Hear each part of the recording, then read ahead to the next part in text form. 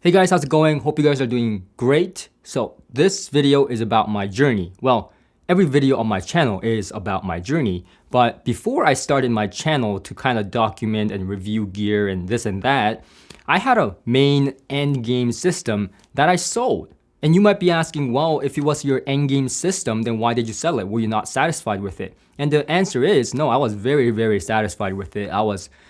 It was end game. Like the word says, end game for me. Like this was it. But then why did I sell it? So in this video, I'm gonna share with you what was in my endgame system, why I sold it, and I guess if I regret it.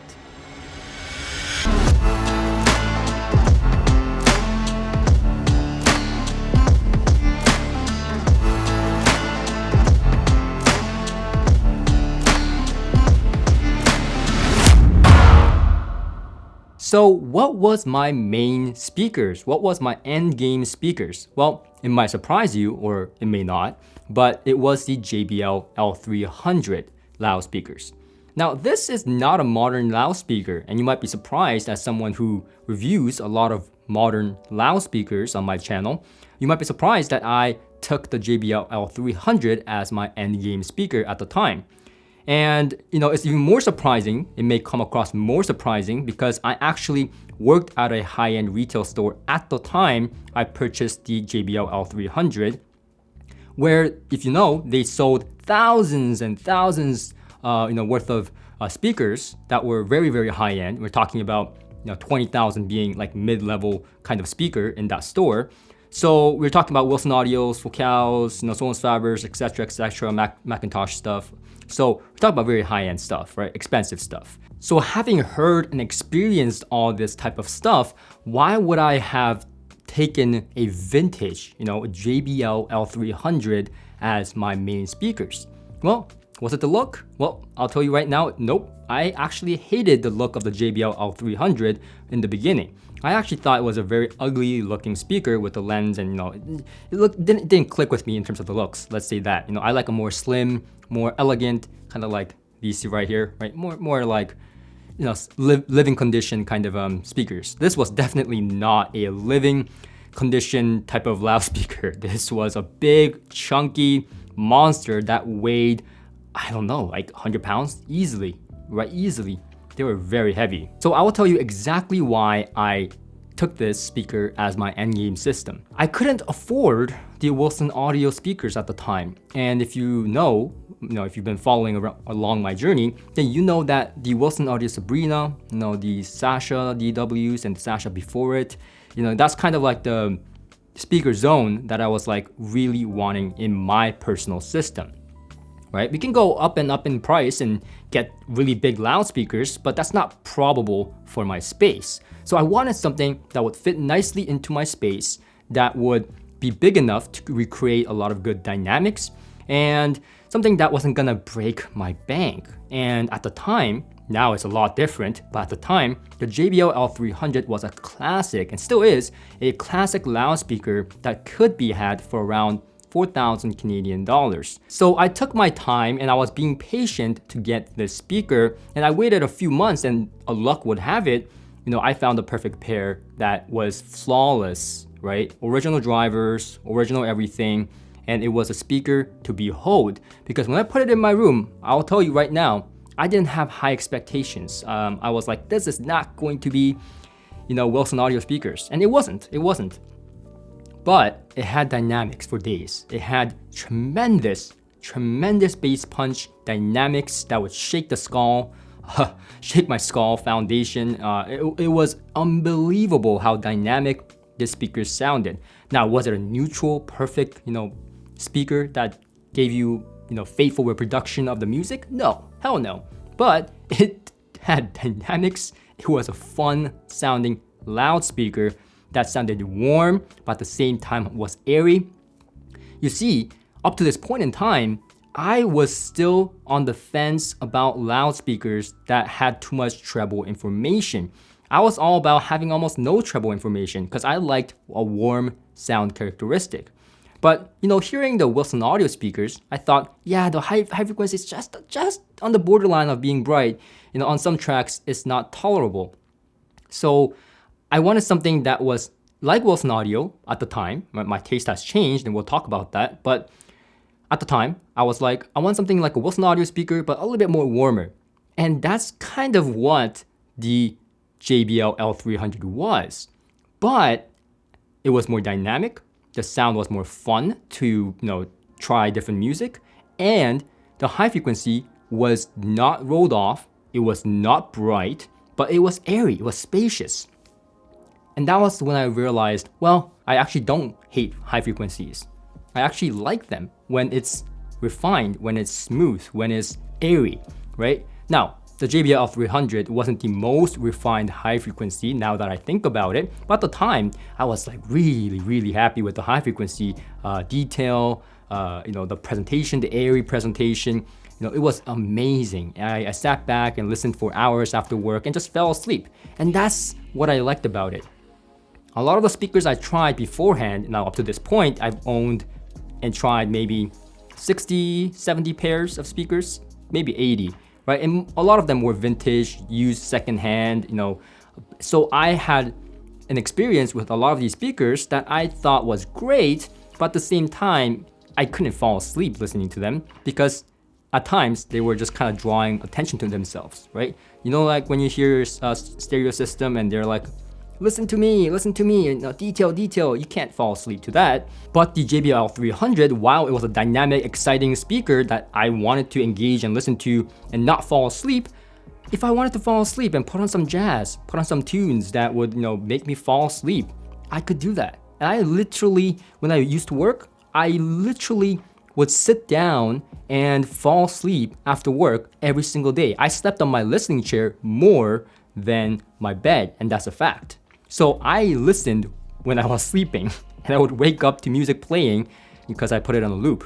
So that was an amazing experience for me, a truly an endgame worthy speaker. Because while it's not the most refined, it's not this and that, it's not a perfect speaker, but I could enjoy any music, every music, instead of having to pick out music that I thought would sound good with the speakers. You know what I'm saying? I could play any music at any time and it would give me bliss. In fact, I loved the JBL L300 so much that experience with that endgame system motivated and also inspired me to create the Typhons, which is a collaboration speaker with CSS, as some of you may already know. But that experience, that wonderful endgame experience that I had with the JBL L300 was really, full disclosure, one of the inspirations in creating a speaker that I wanted to create that could play multiple different types of music, every music with complete bliss, with dynamics for days. And that was honestly one of my goals with the Typhons. Of course, Typhons being a more modern package, it needed to have better technicalities, this and that. But overall, that musicality of the JBL L300 really meant that much to me. Enough to become an inspiration and a goal towards our own speaker design with my name on it. Another thing that amazed me about the JBL L300 was that this speaker, right, was a horn-loaded speaker in the mid-range, right, and it has a lens system. And maybe because of that, because of the overall design of this being a horn speaker, right, not a full horn speaker, but partially, it was a very interesting sound stage I was getting. The sound stage was enormous. It was huge. It was surrounding. It was holographic.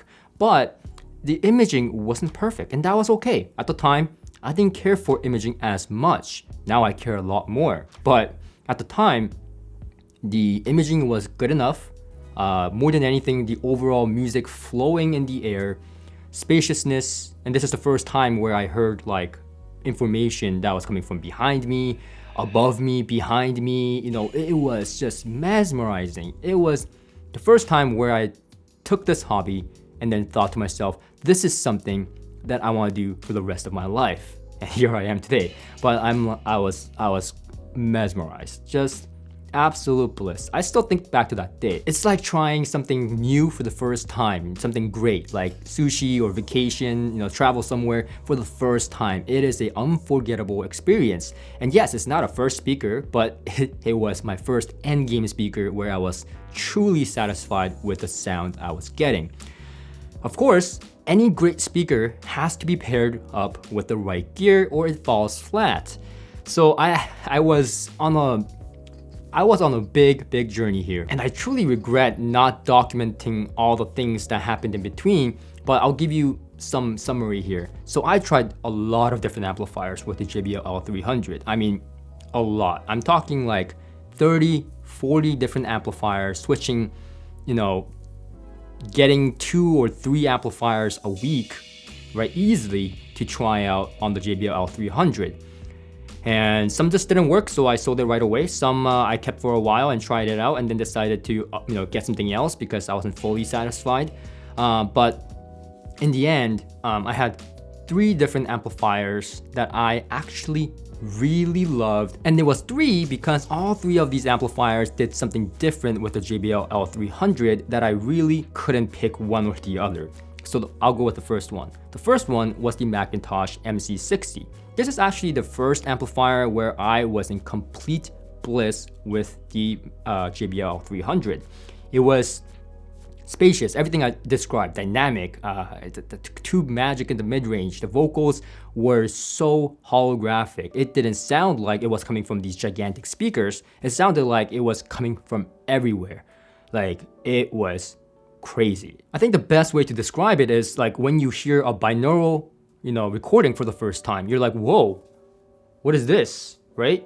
And if you haven't heard a binaural recording, please try it. And so that was kind of the experience I was getting. I was goosebumps, I was goosebumps everywhere. I was like, ooh, wow, whoa, what is this, right? So I loved that McIntosh MC60s. Just, beautiful combination. Now, I also had the MC30. Now, I got the MC30 because I was getting mixed, reviews online, but also I get why. So a lot of people, my friends, right, were like, yo, MC60 is the way to go with the JBL L300. So I kept the MC60. I didn't want to sell it because what if the MC30 wasn't good as the MC60, right? So I kept it. I saved up more. Eventually found myself a very pristine MC30. Now the MC30 was online being said as like the best combination with the JBL L300. A lot of people were loving it. So, I got it and I plugged it in, and the first few minutes, I immediately just jaw drop. I was like, wow, this is something else. And the reason was because the mid-range was just more thick. It was more flesh. And that's when I first realized that not all mid-range is made equal. The mid-range was just fleshed out, beautiful holographic vocals like the MC60, was less clean, but it was musical, especially with music like jazz. Definitely not for like EDM or like bass heavy music, but for jazz, for vocals, for string instruments, it was just absolute bliss. The soundstage was enormous, even bigger than the MC60s to some degree. And, I just couldn't choose one or the other. I mean, the MC60 had really dynamic sound that was airy, spacious, had the detail, had the resolution with the JBL L300. But the MC30 gave it a different flavor. It was like choosing between dark chocolate or milk chocolate. If you love chocolate, you love all, So I couldn't choose. And so I kept both of them. Now the last amplifier was kind of a wild card. It was a amplifier that was lent to me that eventually I convinced the owner to sell it to me because I was just, I was like, I'm not giving it back to you. And this was the Cary 805 monoblocks. Now this was something else. First of all, out of all the 3, it gave me the most linear bass extension and bass rumble. So it was very powerful in the bass with the JBL L300, to where I was hearing new bass notes that I couldn't hear before with the other amplifiers. And I'm not saying that the 805, because I've had the 805's monoblocks, Cary monoblocks with other speakers before too. So I'm not saying that it always does this, but with the JBL L300, it always does this. It was amazing. The mid-range was just, I mean, just as good as the MC60. I wouldn't say as good as the MC30 because that's kind of unrivaled in my opinion, but it was certainly a godsend. I mean, it was a beautiful mid-range that I would say it was just nothing to complain about. The high frequency was what made me get the 805. It was smooth, silky, spacious, sparkly, sweet. And that was the key thing. It was sweet. That's the first time where I was like, wow, the high frequency is really sweet. I mean, this is very, very sweet. And it was not something I could get out of the MC60 or the MC30. So I was in a dilemma. I was like, which one do I keep? I can't keep them all. Or I guess I can. And so I kept them all. And then I guess the preamplifier I was using at the time was also McIntosh. And this is kind of easy. This was, I kind of went with the cheapest McIntosh tube preamplifier, which was the 220, I believe. And then I eventually upgraded to like 2500, 2600, you know, those tube amplifiers. And then eventually I landed on a used pair because I can never buy this stuff new for the retail price. I eventually bought a used flagship at the time, C12000 or something like that, that at the time was the flagship. I think they have a different model now. Haven't been following for a while. But anyways, I loved McIntosh preamplifiers. They brought everything to more glory in the mid-range. It was full sounding, more flesh. It was just very musical. Of course, I had other vintage, you know, McIntosh preamplifiers, but you know, the C26 and this and that, you know. But I've tried virtually every single McIntosh piece in terms of vintage. I'm not even exaggerating. I've tried almost every vintage McIntosh piece. And I could compare it directly to modern McIntosh stuff because I used to work at a McIntosh dealership, right? So it was very easy for me to kind of discern the differences. Anyways, I didn't go with the vintage McIntosh preamplifier because vintage with vintage was a little bit too much. It was a little bit too overblown in terms of warmth. And more than anything, I didn't like the fact that the mid-range was like the more center of attention than anything else, right? So it wasn't the bass, it wasn't the high frequency, it was like just mid-range, here you go, listen to it. And it sounded beautiful, don't get me wrong, some people like that. And but I didn't. I wanted something a little bit more modern sounding, married with something a little bit more vintage sounding. So the McIntosh vintage amplifiers and the Cary 805, which was amazing, with a modern, you know, McIntosh tube preamplifier that was a little bit more refined, gave it a nice balance. Now, for the source, initially I had the Meitner MA2, and I just plugged it right into my computer at the time. It was good, it was nice, it was a nice balance, but then I was curious about this new model at the time that Cary released called the DMC 600 SE. And that was a new model, no auditions, no dealers anywhere that carried it. So I bought it directly from their website. I saved up and cashed out and bought full retail price with all the upgrades. I mean, they have a lot of the upgrades and it cost me quite a bit, nearly 10 grand. Well, not 10 grand, but like 8 grand or something like that. Anyways, another reason I got it was because this was a media kind of station. So it had CD player, it had streaming capability, it had Bluetooth if I wanted to play it off my phone or whatnot. So this was more for convenience, also as well as me wanting to play some of my CDs that I have. So I was like, okay, yeah, I'm gonna get it. So I cashed out, bought it, plugged it in, and like this is the first time where I'm telling you, this is the first time where I was like, yeah, sources absolutely matter. Like it was so evident. The bass kicked in, dynamics kicked in. It was unbelievable. It went from dynamic to something else. This was like punching the hell out of my chest and skull. I was sitting there going like, oh my God. This is like, goosebumps everywhere. I knew that this was my endgame system. This is when I knew. I was like, now everything is complete. And then from then on, I did little tweaks here and there, like getting Western Electric speaker cables for, you know, tube gear. Western Electric speaker cables were like legendary cables. I still have it. beautiful cables that would make it a little bit more mid-centric to the overall sound, and plugged it in. Well, it's supposed to be really good with like tube gear and vintage gear, so I plugged it in and I loved it. You know, it was cables. I didn't want any really expensive, terribly, crazy cables at the time. So plug that in. I had like Tera Labs cables for my RCA cables and other cables. So basically, my system was practically complete. I was tweaking this and that, changing the tubes on the MC60 or the MC30. But of course, at some point, you get, upgrade bugs, right? And I was like, I don't really want more out of this speaker, but I would certainly want to play some of my vinyl. And so I looked into turntables, and I've had quite a bit of turntables up to that point, but most of them were like Thorens, vintage turntables. But I wanted something pretty high end, and that was my downfall. I knew that I wanted something like the Clear Audio turntable at the store that was just basically a dream.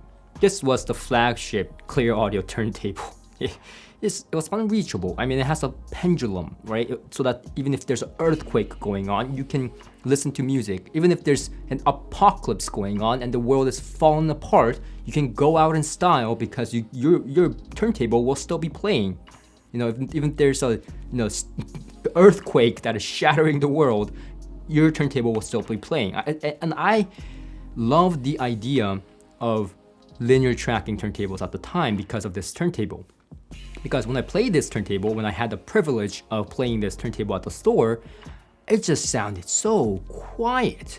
And to me, as someone who was young, right, who is still young, but younger at the time, to me, that was important because that's something I didn't like about turntables, the noise floor, right? And I got that with a lot of vintage turntables. I like the sound of the turntables, but I didn't like all the crackles, and I cleaned the turntable and everything, but I still get crackles. So I was really mesmerized with the silent turntable that the linear tracking turntable from Clear Audio provided. So I wanted something close. And so long story short, for all my turntable inquiries, I recommend Charisma Audio, Bernard, great guy. He's very knowledgeable and very quirky, but knowledgeable about turntables. He's my friend. And so I bought turntables from him, and one of the turntable that I bought was the Pre-Audio turntable. And it was a beautiful looking turntable that had linear tracking arms, and it was just fabulous. I started off with his cartridge. Charisma Audio also makes their own cartridges. It was a red cartridge, and it sounded really good. But I wanted, again, something that sounded a little bit more spacious, a little bit more liquid in the mid-range, a little bit more smooth, because the Charisma Audio's cartridge was excellent, but it was detailed, and it was neutral. I wanted something a little bit more colored that would give me bliss when I listened to my system. And a lot of the records I have was not the best recordings. These are records that was passed down to me from my grandfather to my mother, then to me. So these are very old records, and they're not the best in terms of the recording engineering. So I had to figure out a way to make this sound good, not dissect the LPs I had, but instead bring musical enjoyment. And that's what mattered to me, I didn't want to dissect the music and hear how it's intended to hear, but I wanted it to sound good to me. And that's all that mattered. It's my entertainment system. I'm the only one that has to like it. So it was my little getaway, right? It was my little room away from the rest of the world, drowning out the noise, so I can get lost in music for hours after work.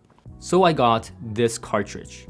This is the Koetsu Signature Rosewood, and I got it used. It had about 200 hours on it or something like that.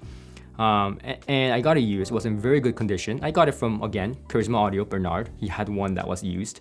And I put it on the turntable, set it up, played it, and that's when I first realized I love Koetsu.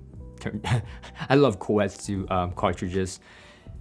It was such a beautiful sound. Now, mind you, this cartridge was like a $10,000 cartridge at the time, but I got it for a good price because it was used.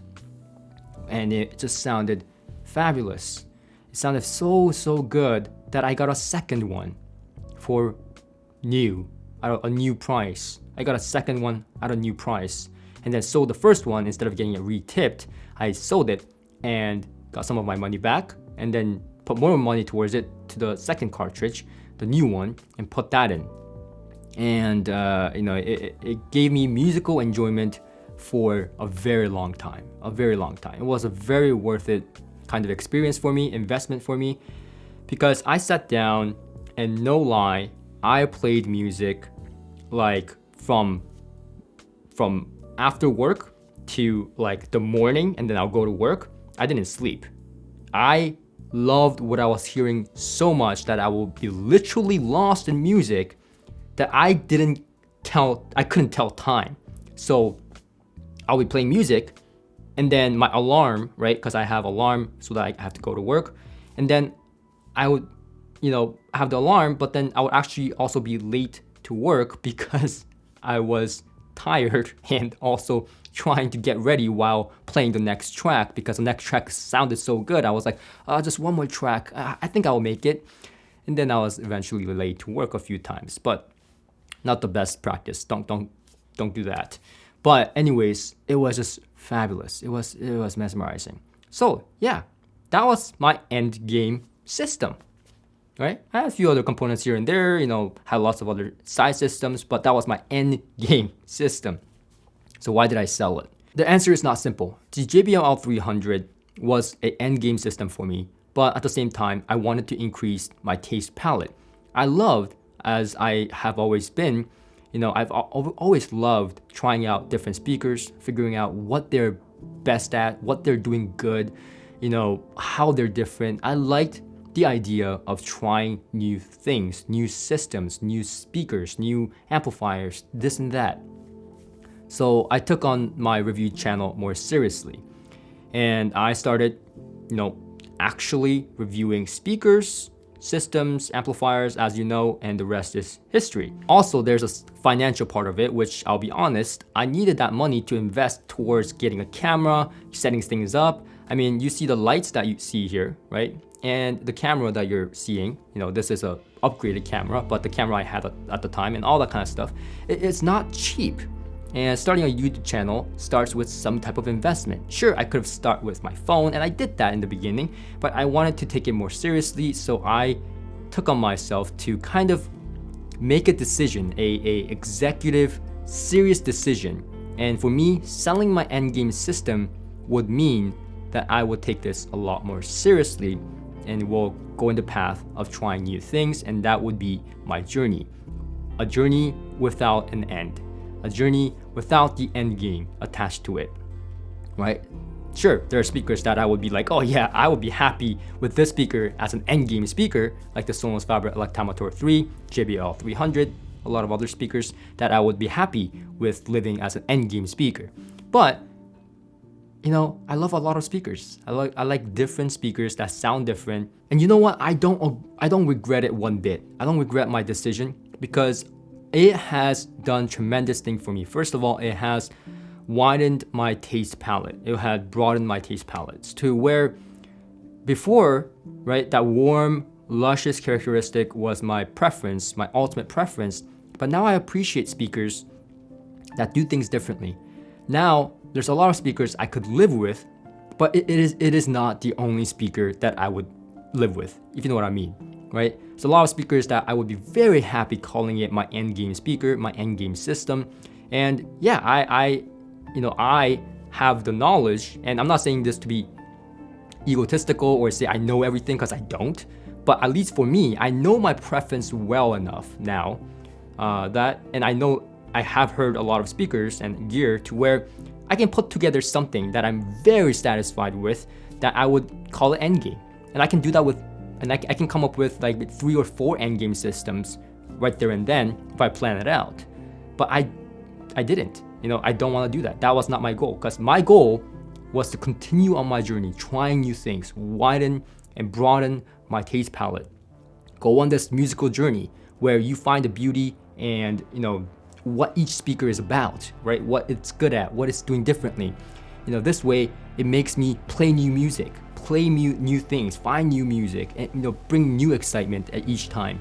And that was what was exciting to me. That was what I wanted to do in my journey after coming to an end game. So in a way, it was kind of like finishing the game, right? Finishing the quest and all that kind of stuff in the game. And then now I finished the game, so I want to kind of go and explore the rest of the map. So that's kind of what it was. And I'm so glad that I took on myself to continue on my journey this way, because really I found new speakers that I love that I would have never even tried, if I just stopped.